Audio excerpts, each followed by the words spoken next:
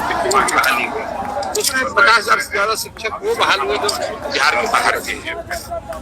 Similarly जैसे पीछे जो आपने देखा होगा कि जहाँ पर सरकार ने माना कि पेपर लीक हुआ, हर दूसरे तीसरे महीने कोई भी एग्जाम ले लीजिए वहाँ पेपर लीक होता है, सरकार मान भी लेती है, लेकिन आज तक किसी पर कोई कार्रवाई नहीं, कोई शिक्षा माफिया नहीं पकड़ा गया, कोई अफसर जेल नहीं गया।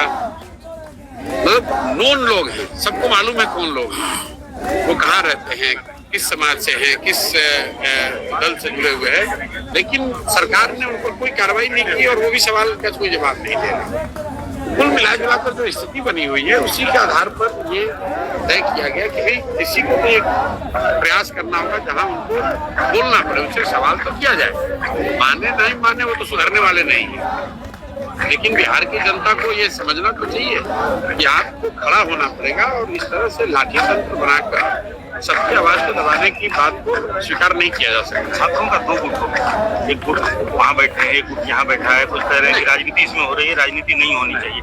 आपको लगता है प्रशांत जी कि लोग राजनीति कर रहे हैं, आप एक तरफ हैं, पप्पू यादव एक तरफ हैं?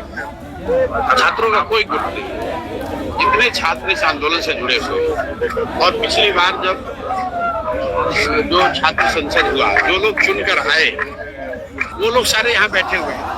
अब इसके अलावा भी कई जगह अगर धरना प्रदर्शन हो रहा है उसको आप उतना करें, तो क्यों 20 जगह हो, 2000 जगह पे हो, हर जगह प्रशांत किशोर तो नहीं बैठेंगे, हर जगह यही 10 बच्चे तो नहीं बैठेंगे, लेकिन जिन 7 बच्चों ने इस पूरे अनशन की प्रदर्शन की शुरुआत की थी वो 7 के 7 बच्चे यहाँ हैं, जो 5 बच्चे डेलीगेट्स थे वो सब यहाँ पर हैं, जो 8 लोगों की एक कमेटी बनी थी उसके ज्यादातर बच्चे यहाँ पर हैं, कुछ लोग दूसरे जगह भी बैठे हैं, तो उसमें कोई नुकसान नहीं है, कोई भी आवाज उठाए। मैंने तो मन से कल भी कहा कि अगर तेजस्वी यादव आकर नेतृत्व करना चाहते हैं तो करे, क्या दिक्कत है। मैं धरने प्रदर्शन के प्रशांत किशोर नेता बन रहे हैं, अपने को एस्टैब्लिश कर रहे हैं। ऐसा है, मैं धरने प्रदर्शन की राजनीति करता ही नहीं, 2-2.5 साल में मैं पहली बार है जब आप धरना प्रदर्शन नहीं, वो इसलिए नहीं कर रहे हैं कि मुझे छात्रों के साथ आंदोलन करना है, इसलिए कर रहे हैं कि अगर आप देखेंगे कि जो छात्रों का आंदोलन शुरू हुआ तो मैं नहीं शामिल था, मैं शामिल तब हुआ हूँ जब उनको शांतिपूर्वक बैठे हुए छात्रों को मारा गया। मुझे ऐसा लगता है कि सभ्य समाज में इस चीज की इजाजत नहीं दी जानी चाहिए, इजाजत नहीं हमारे संविधान में हम लोग के कि कोई पुलिस वाला आकर जिसको मन हो लाठी उठाया मार दिया, ये गैर कानूनी है, मैं उसके खिलाफ खड़ा हूँ। जब स्वाभाविक है, जब जुड़े हैं तो बाकी सारे मुद्दे भी देखे जा रहे हैं, लेकिन मेरा मुख्य ऑब्जेक्शन इस पर है कि आप सहमत हो न हो, बात माने न माने, लेकिन किसी को जानवरों की तरह दौड़ाकर मारना। बॉम्बे में, दिल्ली में कोई बिहार के बच्चों को 2 थप्पड़ मार देता है तो बिहार के लोग हल्ला कर देंगे हमारे बच्चों को मार दिया, और यहाँ आप हर दूसरे दिन अपने बच्चों को अपनी ही पुलिस से रोज मरवा रहे हैं और आपको कोई सवाल नहीं कर रहा है। लेकिन सवाल ये भी खड़ा हो रहा है कि आप 2 साल तक गाँव-गाँव घूमे, फिर उपचुनाव हुआ, आपके 4 उम्मीदवार खड़े हुए, आपको मन मुताबिक परफॉर्मेंस नहीं हुआ या वो वोट बैंक नहीं मिला, तो ऐसे में ये सवाल हो रहा है और आपके जो प्रतिद्वंदी है वही कर रहे हैं। प्रशांत किशोर छात्रों के कंधे पर सवार होकर वो नेता एस्टैब्लिश होना चाह रहे हैं। भाई छात्रों के कंधे पे बैठ के क्या कौन नेता बना है? कोई नहीं बना। छात्र राजनीति का चुनाव से सीधा कोई सरोकार नहीं। जितने भी देश में छात्र आंदोलन हुए हैं, छात्र आंदोलन से कोई चुनाव नहीं जीतता है, चुनाव अलग मुद्दा है, चुनाव तो दूसरे विषयों पर होता है। यहाँ पर सिर्फ बात इतनी है कि नीतीश कुमार ने सिर्फ छात्रों को नहीं, आंगनवाड़ी वर्करों को मरवाया, सरपंचों को मरवाया, संविदा कर्मियों को मरवाया। ये जो परिपाटी है मैं उसके खिलाफ, मैं उसके खिलाफ। राजनीति से इसका कोई लेना नहीं। मैं तो सीधा आपको कह रहा हूँ तेजस्वी यादव आ जाए, वो बैठ जाए, वो नेतृत्व करे, क्या दिक्कत? अगर वोट और राजनीति की चिंता होती तो हम क्यों ये बात करें? भाई तेजस्वी आए, राहुल गांधी आ जाए, वो लोग नेतृत्व करें, हम पीछे हो जाते हैं। कीजिए तो सही, कैसे करेंगे? जो आज भी यादव अलग ट्रेन रोक रहे हैं, वो अलग प्रदर्शन नहीं, सब आपने अलग चल रहा है, सबको करना चाहिए। इसलिए कहना चाहिए कि जो भी बिहार में छात्रों की, युवाओं की बात करने का दावा करता है उसको युवाओं के साथ खड़ा होना चाहिए, और कोई जरूरी नहीं कि हर व्यक्ति हमारे साथ खड़ा हो, ये जरूरी नहीं कि हम दूसरे के साथ खड़े हो, लेकिन हर ओर से ये मांग उठ रही है, समाज के हर वर्ग से उठ रही है, उसका नेतृत्व अलग लोग कर रहे हैं। प्रदर्शन कर रहे हैं, अब आप आमरण अनशन कर रहे हैं, लग रहा है आवाज पहुंचेगी, समाधान देखिए आवाज पहुंचेगी कि नहीं, आवाज ऑलरेडी मैग्नीफाइड तो हुई है। आज जब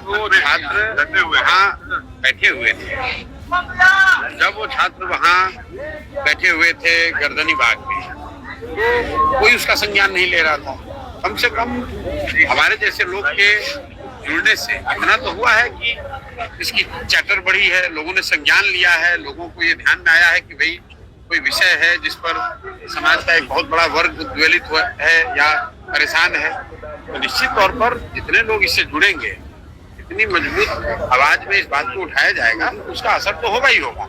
अभी भले ना हो, आज ना हो, कई लोग कह रहे हैं नीतीश नहीं सुनेंगे। अरे संवेदनहीनता को आप सरकार की मजबूती मत बताइए, सरकार के अहंकार को आप सरकार की सोची समझी रणनीति मत बताइए। ऐसी ही संवेदनहीनता और अहंकार नीतीश कुमार की सरकार का दिखा था कोविड के दौरान भी नीतीश कुमार ने समाज के अन्य सारे वर्गों से उठे हुए आवाज के खिलाफ नीतीश जी ने कोविड से परेशान लोगों की मदद नहीं की, बच्चों की मदद नहीं की, युवाओं की मदद हुआ। जब चुनाव हुआ तो जनता ने नीतीश कुमार को 42 पर उतार दिया।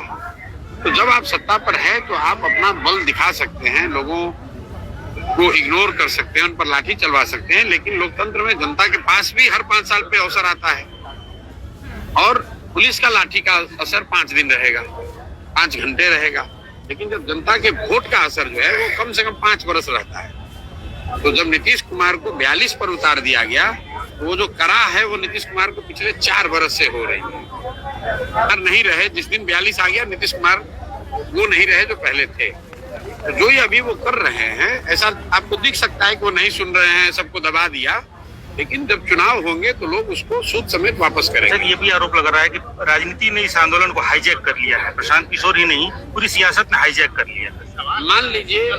मान लीजिए कि राजनीति ने इस आंदोलन को हाईजैक कर लिया, लेकिन पिछले 10 वर्ष में बेरोजगार युवाओं को भत्ता नहीं दिया गया, उसको किसने हाईजैक किया है? पिछले 3-4 वर्षों में जितने पेपर लीक हुए हैं उन दोषियों पर कोई कार्रवाई नहीं हुई है, उसके लिए कौन राजनीतिक दल दोषी है? बिहार में डोमिसाइल पॉलिसी नहीं लागू है, इसके लिए कौन दोषी है? आपने लाठी चलवाया, उसके लिए किस राजनीतिक दल ने आपको कहा कि आप लाठी चलवाइए? ये तो बेकार की फिजूल की बात है। राजनीतिक दल जो हैं उनका काम क्या है? समाज की जनता का आवाज बनना ही तो उनका काम है। अगर समाज का कोई वर्ग पीड़ित है या परेशान है तो ये राजनीतिक दलों की नेताओं की जिम्मेवारी है कि आप उनके साथ खड़े होइए, उनकी आवाज बनिए। इसमें राजनीतिकरण क्या है? तो देखिए सर, आप कल शाम से यहाँ पे